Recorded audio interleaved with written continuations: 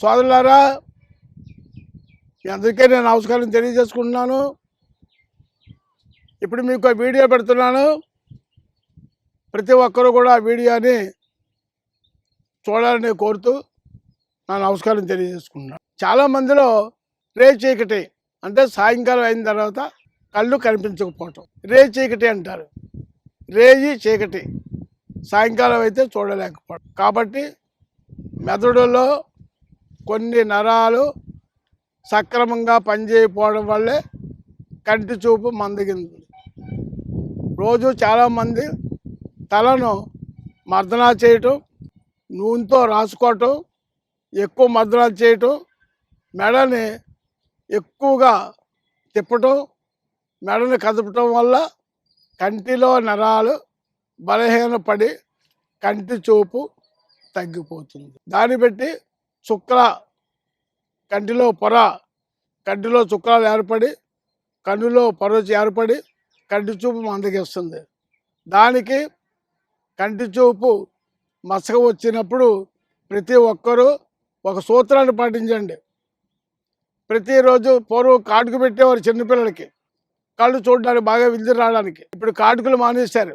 గంటకు రకం మార్పులుగా liquid పోసుకుంటున్నారు. Liquid పోయకుండా ప్రతిరోజు ఉదయాన్నే స్నానం చేసినప్పుడు కళ్ళను దుమ్ము దూరితో శుభ్రంగా కడగండి. దుమ్ము కడిగి శుభ్రంగా పొడిపడితో కళ్ళు తుడుచుకోండి. పుసులు కట్టనివ్వకండి.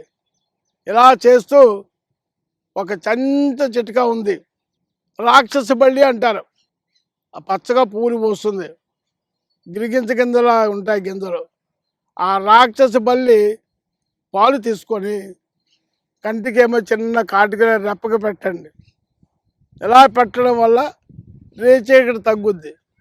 లేదా పాలు దొరకకపోతే మిరప చెట్టు ఆకు, ఒక ఆకునేమో నలపండి. ఆ నలిపిన దాన్ని కంటికి పెట్టండి, తగ్గిపోతుంది. అంతకే మంచిదే. కంటి చూపు బాగా పెరగాలంటే తెల్లవారుజామున మనం లేచిన వెంటనే మన నోట్లో లాలాజలాన్ని పల్చగా వస్తుంది. ఆ లాలాజలము కంటి పొరలకు జాగ్రత్తగా రాసుకుంటే 2 కళ్ళకును పొర కొట్టేసి లాలాజలం వల్ల కంటి చూపు పెరిగి బాగా దృష్టిలోపు సవరించుకోగలుగుతాం. చాలామంది ఏ పళ్ళు తినాలి, ఏ పళ్ళు తినకూడదు, ఏ పళ్ళు తింటే షుగర్ వస్తుంది, ఏ పళ్ళు తింటే బాడీకి లాభం వస్తుంది అని సలహాలు అడిగారు. మంచిదే, కాదంటం లేదు. అన్ని పళ్ళు తినొచ్చు, కానీ తినే మోతాదులో తినాలి. బొబ్బాసు పండు ఉంది. అది కొట్ల మీద అమ్మేటప్పుడు కార్బన్ వేసి ముగ్గిస్తారు. ఆ పండు తినడం వల్ల, ఆ జ్యూస్ తాగడం వల్ల పనికిరాదు. అదే చెట్టున బొబ్బాసు పండు దోరదోరగా ముగ్గిన పండు తీసుకోవడం వల్ల అందులో కాల్షియం ఉంది, ఐరన్ ఉంది, బీటాల్ ఉంది, ఫోలిక్ యాసిడ్ ఉంది, హెమోగ్లోబిన్ ఉంది. ఇవన్నీ తినడం వల్ల శరీరానికి మంచి శక్తిని ఇస్తుంది, ఆరోగ్యాన్ని బాగుంటుంది, మనసు ప్రశాంతంగా ఉంటుంది. కాబట్టి చెట్టున పండిన పండు, కృత్రిమ పళ్ళు కాకుండా, కృత్రిమంగా ముగ్గినవి కాకుండా చెట్టు నుంచి కోసుకొచ్చిన పళ్ళు తింటే అంతా ఇంత ఆరోగ్యం కాదు. షుగర్ వ్యాధి వారు కూడా తింటే ఎటువంటి నష్టం రాదు. కాబట్టి బొబ్బాసి, జామ పండు దోర కాయ తినండి, మంచి లాభం. కాకరకాయ కోరింది, దోరగా ఉన్న కాయలు వేసుకోండి. సొపటకాయ ఉంది, రైతు వారి దగ్గర పండిన పండు తినండి.